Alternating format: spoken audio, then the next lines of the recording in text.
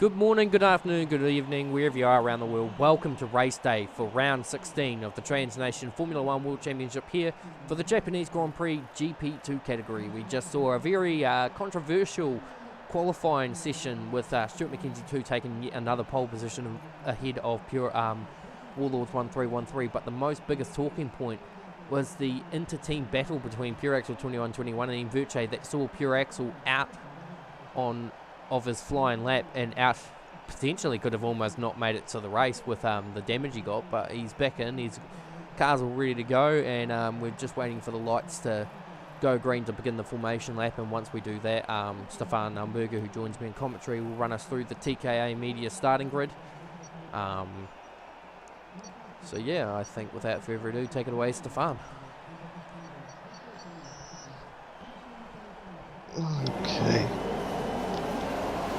So on pole position, once again, we have Stuart McKenzie 2 in the Ferrari, followed by Warlords 1313, the Red Bull. Great starting position for him. Pure Axel 2121 is in third, with that controversial incident happening in qualifying between him and M. Verche. Table Clan is in fourth, followed by M. Verche, a teammate of Pure Axel 2121, and obviously also involved in that incident as mentioned before. And rounding up the grid, we have Habs for Life and Jordan Dittmer. Habs for Life and Jordan Dittmer are both invitational drivers, so they are not competing for points. So going to the point now that we were just mentioning the qualifying incident between the two drivers, it's not the first time that the teammates have come together. I mean, in Italy, Kart 1979 almost actually took Stuart McKenzie 2 out of the race, or spun him out on the first turn, because there was contact there between those two as well. So, you know, the golden the golden rule is not to take out your teammate in any team's rule book, but they happen. We saw in the real Formula 1 Grand Prix, we've seen Sebastian Vettel and Mark Webber take each other out in Turkey 2010, Daniel Ricciardo, Max Verstappen this year at Baku. You know, team. At the end of the day, you may share the same paint scheme, the same team, be in the same team, but you're still both racers and drivers. And just watching Warlords 1313 right up, further up, have decided he felt he needed pole position, so he's up the front. They're all bunched up actually, so I'm a bit surprised by that, but I think they're trying not to make sure that, so Stuart McKenzie 2 will now take his respective spot back. But yeah, they're all bunched up. That's quite surprising. I thought there would be one or two few jokers that would have hung back as much as they could. You know, for the invitationals who got, you know, invitational drivers who aren't really racing for points, this is a good opportunity to really get on the spine of the GP2 drivers and just hang back and let their tyres cool down. Now, I was thinking about the incident that we saw in qualifying, and maybe M. Verche thought that Pure Axel 2121 has already passed him, because Pure Axel 2121 was carrying all that speed through the straight, and just turned in a little bit too early to get right back behind them. And yeah, that could be. It could have been a bit of disparity, but we'll see anyway. But anyway, we build now to the 5 red lights.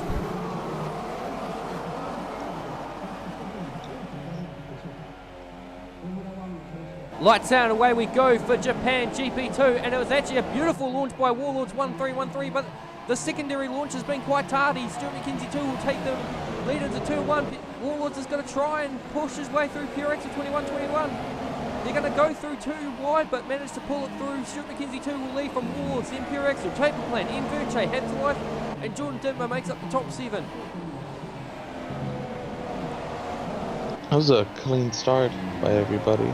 Actually, really good going into turn 1. No incidents. Stuart McKenzie now taking the lead. Warlords is right on the back of him. But yeah. Warlords always. I thought. Okay, so he did get on. He did get Pure on. Axel 2121. Yeah, he got side by side with Warlords. Yeah, Warlords got on the gravel. It looked like, because 1 minute he was right up in Stuart McKenzie 2's butt, and then next minute you waited for him to try to. You sort of waited for him to come out of the bridge.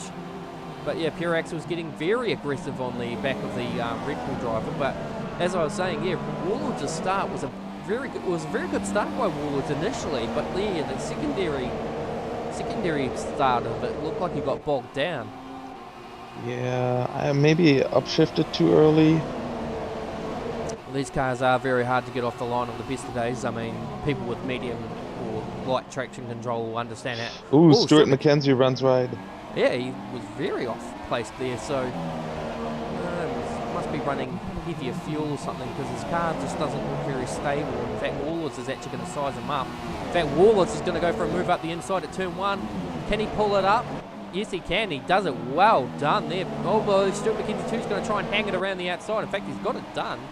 And they're going to go you don't go too wide here, boys, but well done to Stuart McKenzie 2 for not forcing the issue. Oh, something in Sector 1. Haps for Life crashed out. Ooh, that's just coming out of turn 2 as well, so yeah, it's not too hard to do it there. There goes Jordan Littmer, so wait, that wheel moved. He turned the wheel and it moved. Oh my god. Oh, in fact, so as we say, Stuart McKenzie 2's got another run. In fact, that got a bit twitchy there. Side by side. Yeah, Pure Axle 2121 hit the back of it too. I think he has front wing damage. This is a matter of perspective too, because if a safety car comes out, you want to be in the right position. So great first, great opening stanza both there. And look at this, the whole field, the top 5 initial drivers. Jordan Littman now 14 seconds back, which on lap 2 is a bit surprising. I'll put it like that. Everybody's very bunched up in this race, but Pure Axle 2121 possibly with front wing damage. Oh yeah, he's missing some of his front wing on the left side. Warlord's got a really amazing run coming out of the final kink into the last turn, and he's sized McKenzie up again. And he'll get it done. This time he'll want to try and make sure that Stuart McKenzie 2 doesn't get the run on the outside, because he did it again. He keeps leaving the door open. And this time actually Stuart McKenzie 2 was able to actually push himself through. So Warlords can get the move done. He just needs to kind of close the door to stop McKenzie from getting the outside run, because it opens the door to get the inside for the next turn. Now we'll just ride on board with Pure Axle and see if he does have front wing damage, and it does. Yes, he does. So he does have a bit of front wing damage, which would have been in contrast to that bit of hip and shoulder that was happening at the hairpin. And Table Clan is right behind Pure Axle 2121. Oh, and Table Clan also front wing damage. Ran in the back of Pure Axle 2121 in that hairpin. Just then, so yep. So both have front wing damage, and both in different sides. So this will be interesting to say the least. So Pure Axle's got the front wing damage on the left hand and side. Verche also front wing damage. Yeah. So you can't do all these intense battles without a few bits of front wing damage, but. Yeah, so the well, hang on, let's have a look at the front. Warlords is Warlords, going not at 130R. That is dangerous. Oh no, he's gone. He's gone. He saved it. That could have been a hell of a lot worse, but he managed to save it. Yeah, I was going to say, you don't make a move at 130R unless you're 100% committed. Now he'll come in, he'll change his strategy. So as I was saying, just have a look and see at Stuart McKenzie 2's front wing. So I wanted to, his front wing's fully intact. So we've got another inch in Sector 3, and I think that's Jordan Dittmer. And it is. Yep, there he is there, just coming into the shot. Yeah, you don't generally make a move at 130R unless you're 100% sure that the party next to you is fully aware. And so super soft tyres for Warlord, so he's elected to stay to a 2-stop strategy. We'll just check the tyres. So everyone did qualify where they are. So the gap's now 1.9 seconds now that Stuart McKenzie 2 has been released from Warlord's shackling.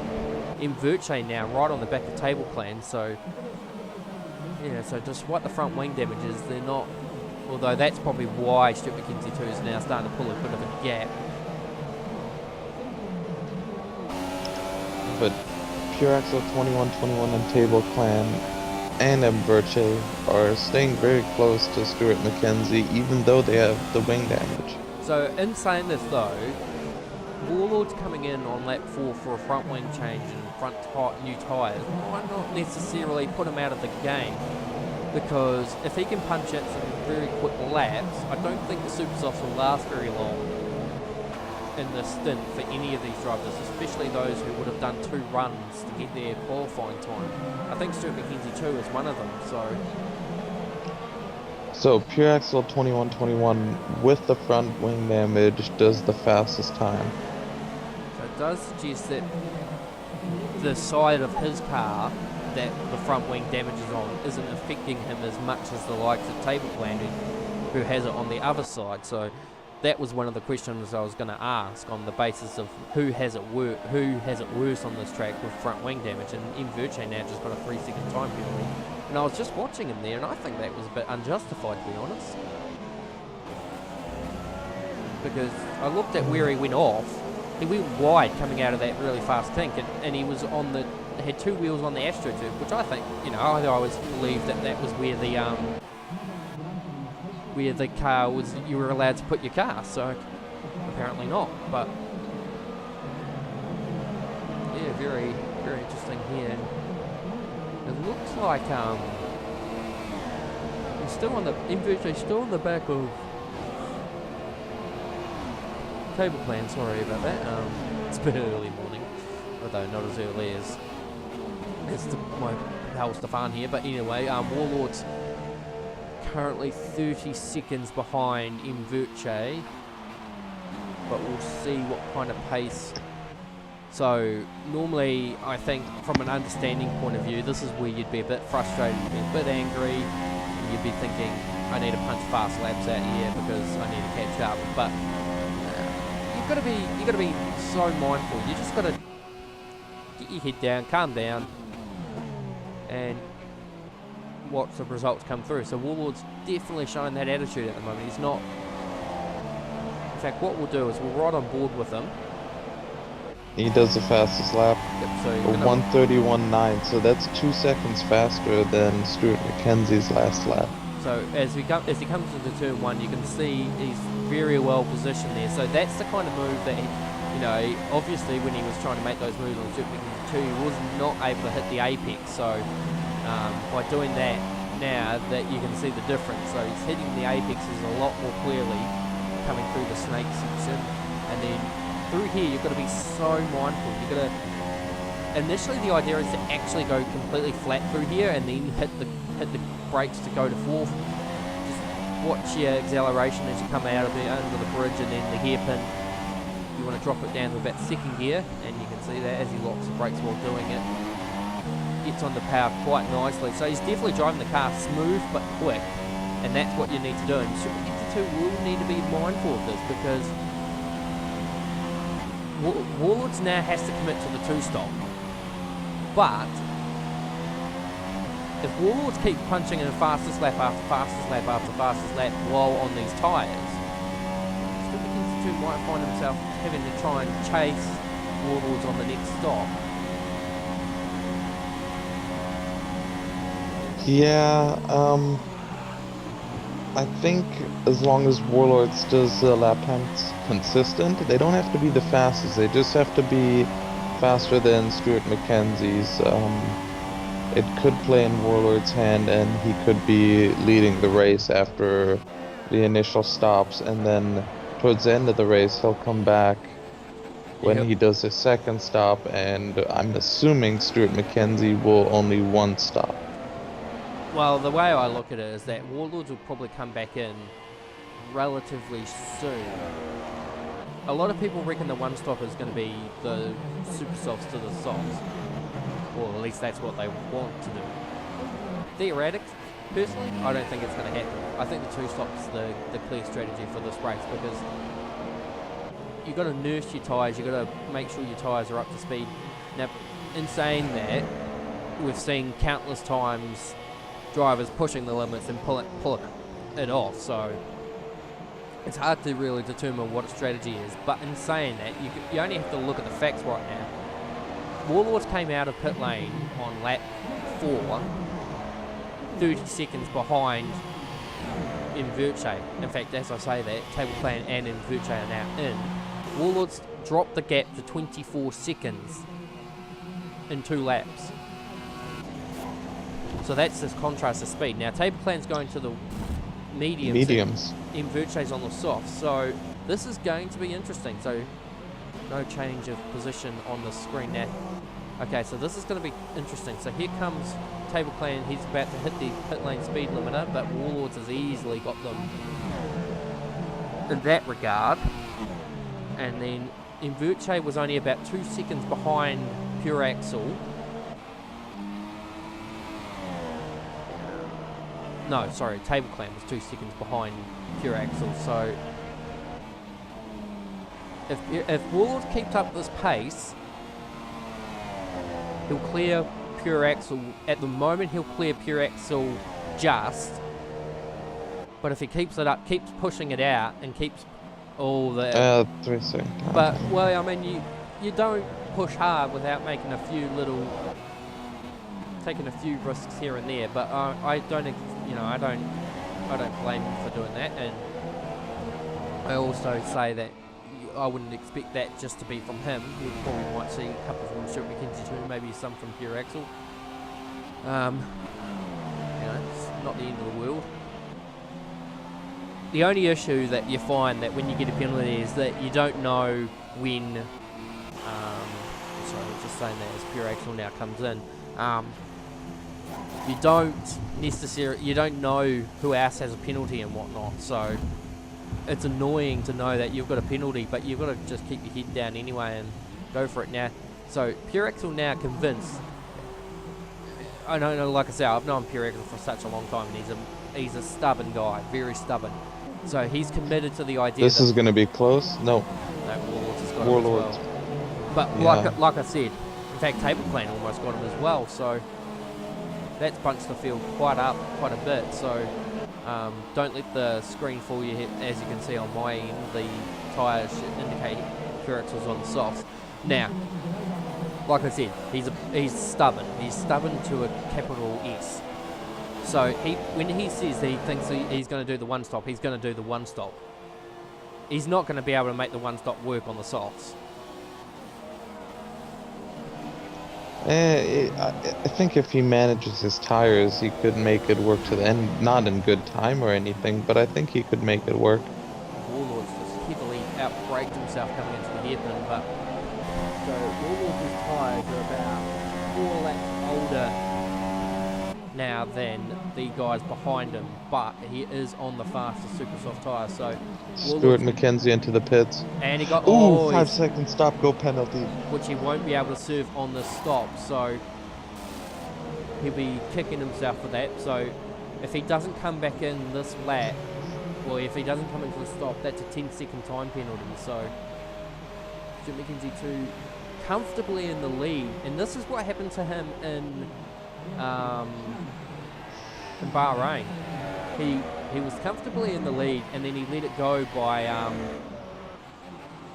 speeding in pit lane. But he's managed, despite everything, he still managed to claw out a 7.5 second lead over Warlords. Now, that's of course the difference between a front wing change and not having no front wing change. So the question now lies in, do the tyres last? And if the tyres don't last, do you stay out, try and take the gamble of trying to get a 10-second gap to win the race against the driver like Warlords, who's probably going to come back out on much younger rubber? Or do you take the whack, take the 5 seconds and get a new set of tyres?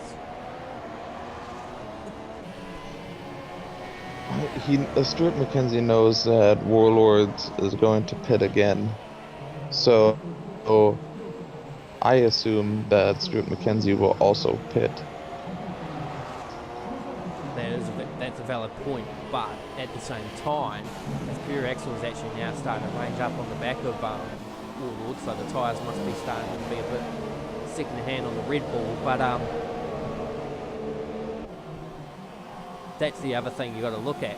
Right now, Stuart McKenzie 2 has to try and make 10 seconds on pure axle 21-21. The gap so far is only 8 seconds, 8.4. Now, of course, this isn't Malaysia where we only had a handful of laps to go.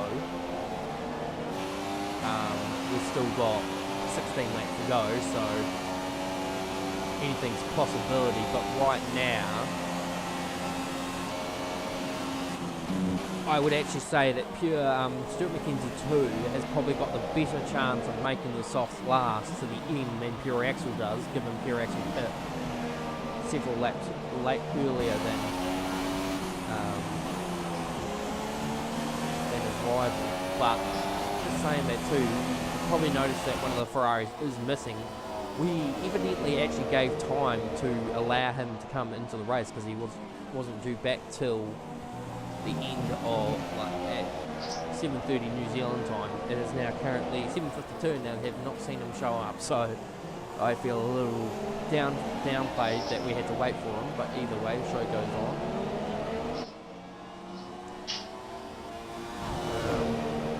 Inverche now right on the back of table plan. So, and Warlord will be wanting to kind of make some impressions on this race today too, because he's got table plan right behind him for 7th in the championship. He's got, if RZDV not here this weekend, P6 is Warlord's best option, but he's still only 10 points behind RZDV, so he'll want to be where he is now to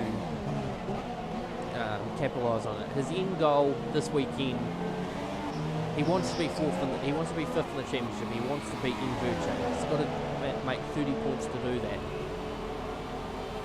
50 points to do that. It's not an impossible task as pure axle now goes up the inside of turn 1. Very assertive move there. Warlords ends up going wide because he wasn't quite sure what pure axle was going to do. So,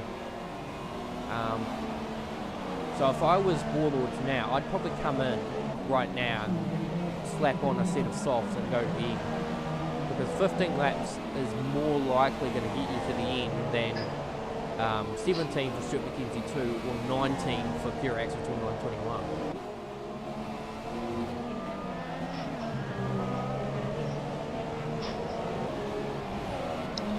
I'm very interested to see if pure axle 21-21 is going to be able to make it to the end. I personally think he's pushing daisies in that regard. I mean, he's entitled to prove me wrong, but I think going by the basis of it, I think if he really wanted that one stop to work, he shouldn't have been following his pit strategy. In fact, he's gone horrendously. Wait, is that him? No, that's Jordan Ditmer. No, that's Jordan Ditmer. I was going to say, did pure axle just go horrendously wide into the spoon? Now, Jordan Ditmer's actually returned on the track. Oh no, the other guy cleared him easily. I thought he actually came on quite dangerously, but so with pure axle now released from Warlords, all he'll need to do is stay with. I think that's Jordan Ditmer off again, is it? Yes, Jordan Ditmer hit the wall. A little bit of front wing damage, if I'm not mistaken. Yep, over at 130R. So Jordan just having a bit of fun out there. Also, we also at the TNC like to formally apologise with some of the commentary that was mentioned during the Malaysian Grand Prix from a certain driver on the track who we're watching right now. We do apologise for his behaviour. What he said about certain drivers was not called for, and of course the biased direction in the GP3 commentary, which we guarantee will not happen again. Anyway, so we'll get that off the thing. So Inverche still within DRS range of table plan, still hasn't really managed to make the move, but so now how's this for an amazing fact? So pure axle 21-21 has 3 wins to his name. 2 of them come from the penalty system. If he wins again, that'll be his 4th win of the season, and it'll be the 3rd win of 4 that has come from being handed it to him from a penalty. The only win that he hasn't managed to do that is Belgium, where he basically ran away with the result. Wow. And this will also be Stuart McKenzie's 2nd race in a row that he's thrown it away from himself in the penalty. So now the question lies in, does Stuart McKenzie 2 try to push hard to get the gap and then further risk a chance of getting another penalty. In fact, I'll get you to check the race director for me in a second just to see who's where on the warning systems. And then the other question is, or does he hope that pure axle gets a penalty, or that pure axle's pace drops off because of the tyre difference? So Stuart McKenzie has 2 warnings for exceeding track limits. Warlords has obviously the penalty, the 3-second penalty, and he's got another warning afterwards. M. Verche has 1 warning after his penalty. So pure axle is practically clean. Pure Axle, I'm scrolling down. Pure Axle has 2. Oh, okay, so they're both on their final warnings, so both are pushing extremely hard, so... Yes, and he's also got a warning for collision with Warlords 1313 on lap 1. That might have been at the hairpin, I'm not sure, but... I don't think that interjected with anything at the point. Have we got a beautiful shot here of turn 1, sector 3. Whoa! Oh, Warlords. Where is it? Pit entry. Pit, yeah. How did he manage that? He must have... Oh, actually, it's not hard to do. It's really not hard to do. If a safety car comes out for this, it's game over for Stuart McKenzie too. So let's see what comes of this. Does the safety car get released? If the safety car comes out, it's game over.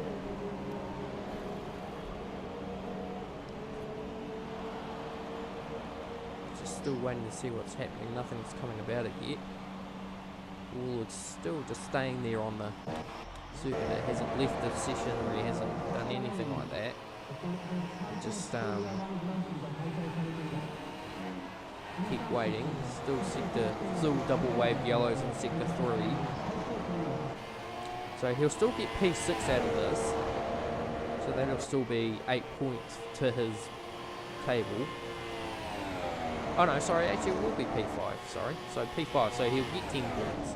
So he'll come out of this equal to RZDV, might not necessarily come out of it ahead of table plan. So yeah, still double wave yellows. I wonder if he's just going to keep his car there just to be funny.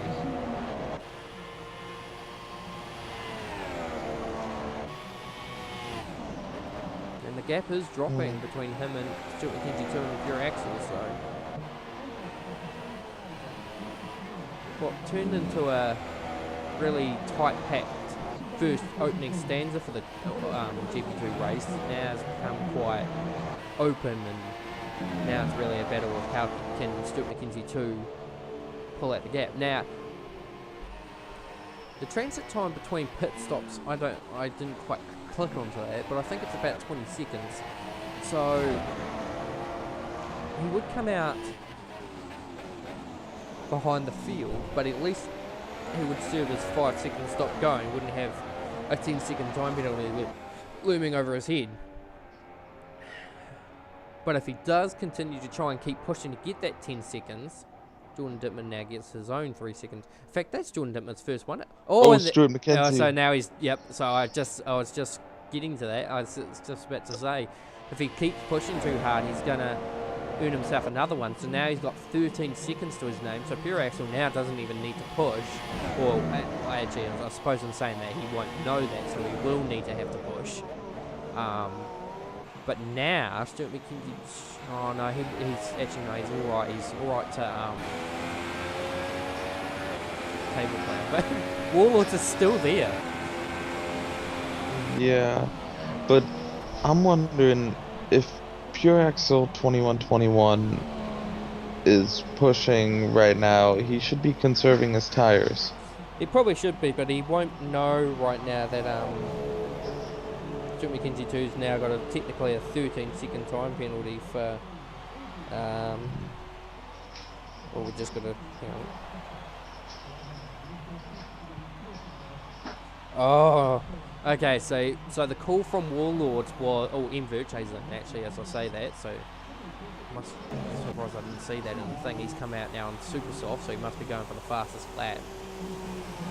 Warlords tried to select to change the wing to auto, but should have looked ahead. So he's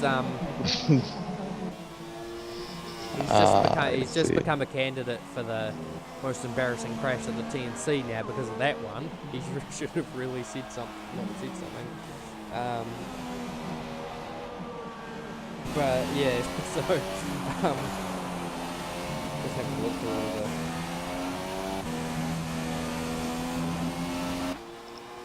Just have a look through all the thing radio, but So currently we have Stuart something in Sector 3. no, it's still Warlords. Oh no, it's still Warlords, yeah.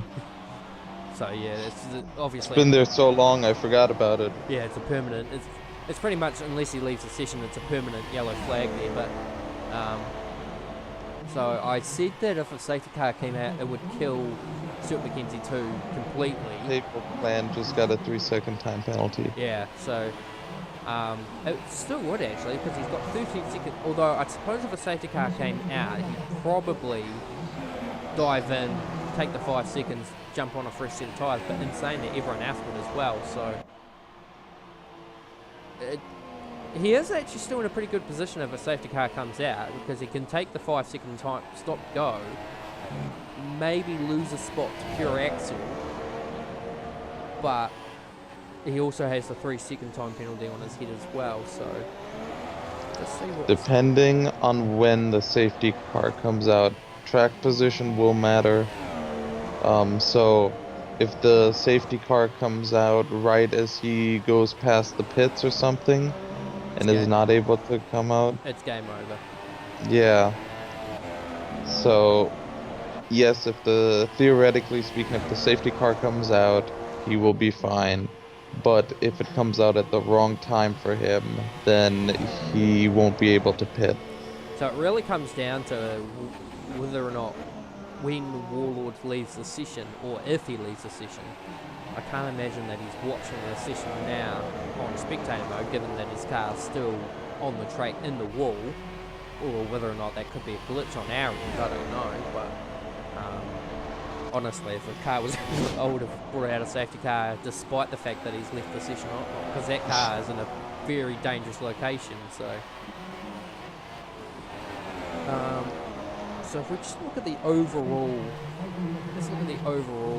gap. So it's 6.28 seconds from pure axle to Stuart McKenzie 2 at the front, and then it's 16 seconds from table plan to thing. So unless Stuart McKenzie 2 gets another time penalty, which with the way he's driving at the moment would almost suggest he's probably on course to get another one, he'll be only 17th of a second ahead of table plan.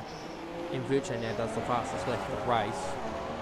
Not that much quicker than Warlords' fastest lap either, and that's a difference of fuel loads too, so that's quite interesting. So Warlords must have been running the ragged edge on his fuel if that's the case. And table plan's on the mediums as well, so the mediums are going to come back on the soft runners. But in saying that, he is losing ground as well, so it's hard to just see. So just double check from when Stuart McKenzie 2 got his 3-second time penalty, just double check to see if he's earned himself any more warnings. I already checked, he has not. Okay, so just the way he's been driving just made me think he was running a bit aggressively to try and make time up. So Stuart McKenzie 2 came to Japan with a 30-point lead. He'll leave if things go much like they are now, and he drops a second. He'll come out of it 23 points ahead, heading to America. So Stuart, wait, what? Well, if Pure Axel wins the race, Stuart McKenzie 2 will lose 7 points. So okay, now I'm okay. So we talked about this off track quite a bit. Like Noek 3712 is in a position where he could finish second to his brother for the remainder of the season and still win the title by 10 points. Stuart McKenzie 2 doesn't quite have that luxury. Yeah, he needs to be pushing. Every driver should be pushing during every race. But obviously, if the title is on the line, it is a little bit Well, more every well, pressure. every driver shouldn't really be going into every weekend thinking they're going to win it. Stuart McKenzie too's got a bit of an ego to him. He's a bit much like Lewis Hamilton. Loves to win, hates to lose, sort of attitude, and feels like he's got the car that can always win the races. So these are the kind of racing weekends where you've got to kind of sit down and think, well, maybe this isn't exactly. I'm not exactly winning this race. I'm winning this race now, but because of my own over-eagerness, I've potentially cost myself the race win, and you can see it because he's losing now time to Purex at 21-21, despite the tyre gap, the space in the tyre frictions.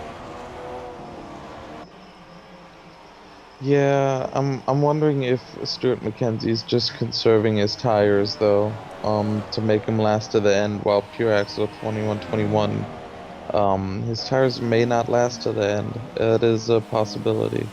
Well, just looking at the fuel chart, and Stuart McKenzie 2 is running a lot of fuel too, so it's not like maybe he is just conserving a little bit, but at the same time, Pure Axle's also got enough fuel to kind of hit back if he feels the need to. Table Plan has actually has got more fuel than the both of them, so I'm a bit surprised why he's not using it. Inverche is the same, in fact. I'm very surprised by that. And Jordan Dittmer is running almost 3 times more than everyone else. So all drivers not really in any fuel danger, especially not Jordan Dittmer. Jordan Dittmer he's a lap down too, so he has 1 extra lap of fuel. So the gap's now 5.9 seconds, but in Battleland he is also 19 seconds behind in front of Table Plan. So Stuart McKenzie 2 will take second out of this. Well, if you take the 3. Okay. Oh, it's safety car. So safety car. And critically, so where's Pure Axle? No, Pure Axle's missed. Pure Axle did. Pure Axle missed it. So what about Table Clan? Oh no. Table Clan in. Okay, Stuart McKenzie didn't hit the safety car though, so he made it out before the safety car. Yeah, I think Pure Axle would have as well. So they're going to fight for it, but yeah, this is the way I look at it now. Even so, Stuart McKenzie 2 is not only going to lose the lead if he pits, he's going to, well, actually in saying that, because Table Clan has a 3-second time penalty, Inverche has a 3-second time penalty, and of course Jordan Dittmer's a lap down. So, second place still, unless Table Clan jumps, although I don't think he will, because ooh, drive-through penalty, speeding under safety car. Oh, and he's stuck behind the safety car, and that's why he's getting the penalty. So now it's been let through. So the safety car tried to pick him up, and that's the problem. So Stuart McKenzie 2, does he pit or does he stay out? Because he knows he's going to pit. He's going to pit. And then lies the question of, does Pure Axle pit, or does he just Pure Axle pits. Pure Axle pits. Stuart McKenzie into the pits right now. Now the question is, look how slow he's going. He's definitely trying to avoid it. But yeah, Pure Axle's going to jump him irrespective. Wait, hang on, what's going on here? Wait, what? He didn't service. Can you not serve it under safety car conditions? No, you can't. Oh dear. Oh. So that 13 second time penalty still stays. Oh, does he know this? I don't know. I would imagine that he would have thought that because yeah, look, the gap is still the same. There's no 5 second. Because if you go by the logic, 5 seconds plus the stop, yeah, Pure Axle should have been ahead. So the fact that so Inverche's come back in again. Although I suppose he's probably used his tyres to Yeah, he's used No, he was probably trying to serve his drive-through penalty. yeah, and you can't do that one whilst you're in the safety car. So, yeah, so Stuart McKenzie too, I think, has ended up in a position where he could lose a lot more points. Now, how long is the safety car going to stay out? Well, generally under the basis, we believe that the safety car stays out for at least 2 laps, or 2 or 3 laps. So we will probably see a sprint to the end. Now, even if Pure Axel gets a 3-second time penalty at this point now, Stuart McKenzie 2 is in the worst position out of everyone, because he now has, if you add the 3 seconds to Pure Axel, Stuart McKenzie 2 still has a 10-second time penalty with only, we'll probably say only about 2 laps left to go. Now, 10 seconds and 2 laps is next to an impossibility, even for the likes of Noak 3712 and Black Mamba 0113. So, Stuart McKenzie 2 would have been thinking, yes, this is my time to suit the drive-through, and I'm faster than, well, my 5-second stop-go penalty, and I'm faster than Alex in the race, so I could pass him again and make up the 3 seconds like I tried to do in Malaysia. Would have come into the pits, serviced, and think, oh no. I can tell you, he'll be Lewis Hamilton his engineer right now, saying, you know, why my race is over, sort of thing. I can imagine it. Yeah, oh, we didn't think about it either, that he can't serve it under the safety car. Well, I personally thought that the rule was different in regards to stop-go penalties. I didn't actually know. I thought the basis was that you couldn't only serve drive-throughs on safety cars. I didn't know that the stop-go penalty applied as well. So that's an interesting bit of information I can take to F1 if I ever get a 5-second stop-go penalty. That if I know a safety car is due to come out at any stage to pit before it. I don't even think if Stuart McKenzie 2 hit the pit lane before when the safety car was released, I don't even think he would have been able to serve it then. So Verche's now joined the back of the train, so that's going to put Stuart McKenzie 2 in P4 if he can't pull 10 seconds out. Now, the only thing that McKenzie can really hope and rely on is that the restart is very tardy for these 3 guys, and they end up getting caught in a tussle. Verche still has the drive-through penalty, though. Oh yeah, so P3 might be Stuart McKenzie 2. So the safety cars are in this lap, so as you can see, because Stuart McKenzie 2 is trying to back the field up. And Table Clan ran into the back of Pure Axel 2121, no damage though. No, not very minimal. Now Stuart McKenzie 2 is going to has to really try and find a way to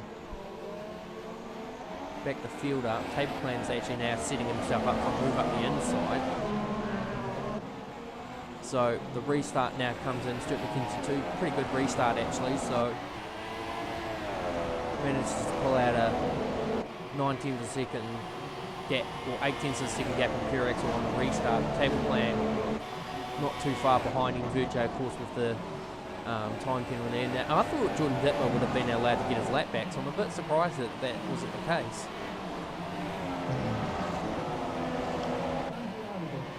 So, whether or not Pure Axel knows Stuart McKenzie 2 has a penalty, I don't think he's going to push, but you never know what's going to happen. So theoretically, the battle now is between Pure Axel 2121 and Table Clan for the race honours. And Jordan Dittmer just got himself another time penalty for excessive corner cutting, multiple warnings. Table Clan has 3-second time penalty. Oh yes, he does too. So, okay, so Pure Axel's pretty much just got to hang on for these 2 laps, and then I wonder. But the question is Pure Axel going to sit down if he does know that Stuart McKenzie 2 doesn't get as a penalty, is he going to sit down and just take that? Or is he actually going to put a move on the Ferrari and take the win by crossing the line? And Stuart McKenzie 2 goes really wide into 130R, which will set Pure Axle up for the run. DRS is enabled this lap, so Pure Axle goes really wide into the last corner, which I think hurts his straight line speed a little bit. So let's see what happens. Of course, DRS won't activate until the last lap technically, because it's 2 laps after the safety car is brought in. So look how close he is. yeah, I think Stuart McKenzie 2 made a bit of a mistake coming into the sweeping bend. Now, the last thing they want to do is have a collision, because Stuart McKenzie knows that if he gets caught in a collision this late into the race, he could find himself a penalty. But as long as it was indicated that it wasn't his fault, if he and Pure Axle came together now, you'd be looking quite controversial.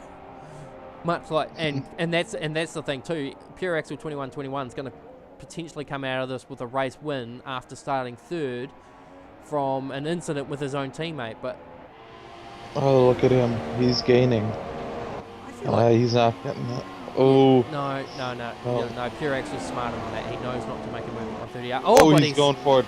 Oh, yeah, but Stuart McKenzie too went really wide into 130R, and he's actually carted Pure Axle just a little bit offline, which, you know, it's fine. It's within the rules to give a squeeze, but he won't. DRS enabled. Yep, so kind of pointless because it is the final lap, and this is the only DRS activation, or this is the only DRS in Suzuka, so although I would almost say next season we'll find the DRS there'll be a DRS probably before 130R, and Verche's just got himself another time penalty. So in saying that, even if Stuart McKenzie 2 served the 5-second stop-go penalty, you'd still end up P2 behind Pure Axle. If Table Plan kind of picked up his pace a little bit, he would have lost P3 as well. But yeah, so in fact, Verche's back in the pits. He's serving his drive-through. But didn't he just? I'm sure. Oh no, because he served his drive-through the lap before, so he's actually come in for another stop. That's interesting. So unless he tried to serve his drive-through as soon as the safety car came in, which still doesn't work. Either way, so it's going to be another victory for Pure Axle 21-21. This weekend. Of course, Stuart McKenzie 2 is going to cross the line in front. I mean, could be wrong, could be all glitches and whatnot, but we'll see either which way. So Stuart McKenzie 2 is going to cross the line for provisional victory, but Pure Axle 21-21 does in fact take the victory. Yep. And Table Plan, no. So maybe Stuart McKenzie 2 did end up serving the drive through 5-second stop go somehow. If that's the case, then Verche should have. Well, who knows? I don't know, but oh no, sorry. So if he did serve it, then yeah, that was a battle for position because of the Table Plan penalty as well. So I have no idea what to make of that. But all three cars are now in complete sausage formation, which is quite amusing. But either way, we're now gonna cross over to the podium and have a chat with maybe 2 of our 3 drivers. And Verche crosses the line.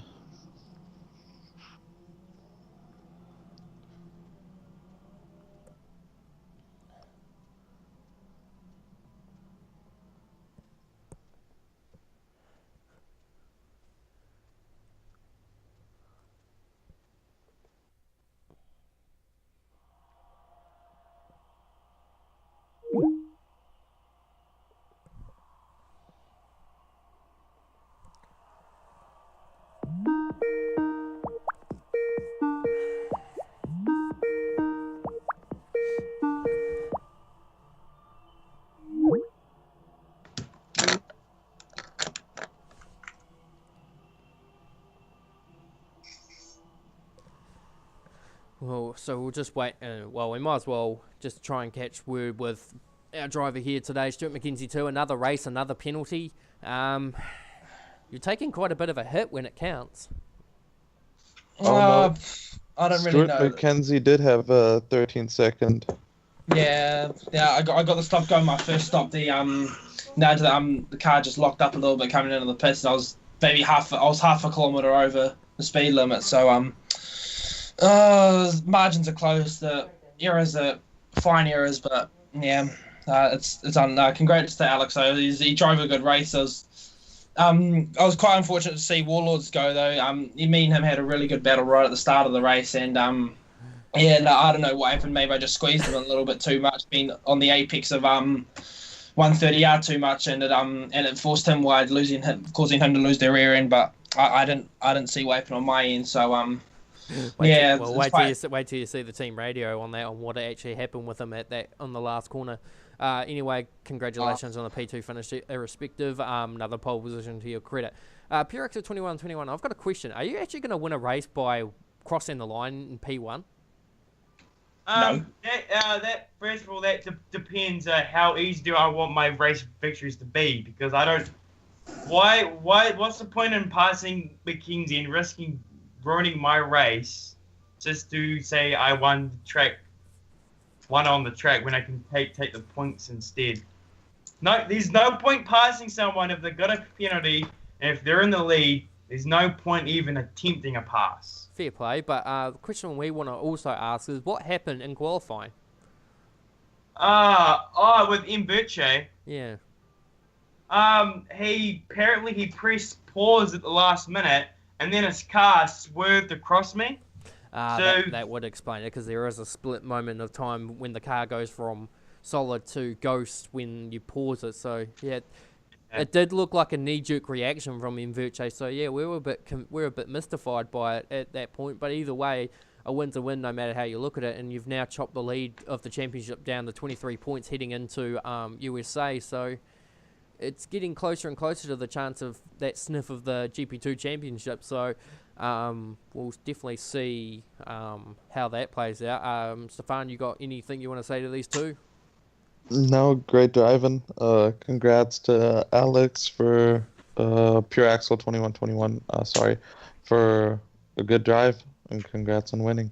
And with that set in motion, we'll leave it from here and close up the GP2 Championship at round 16 of the Trans-Nation Formula 1 Championship, the Japanese Grand Prix. Next weekend, of course, is the American Grand Prix, where we should hopefully have a few more drivers a bit this weekend as opposed to the 5 that we've had. Brett Keenan, Stefan Naumburger signing out from Japan, and stay tuned for F1 with commentary from Stefan again with Jonathan Carton.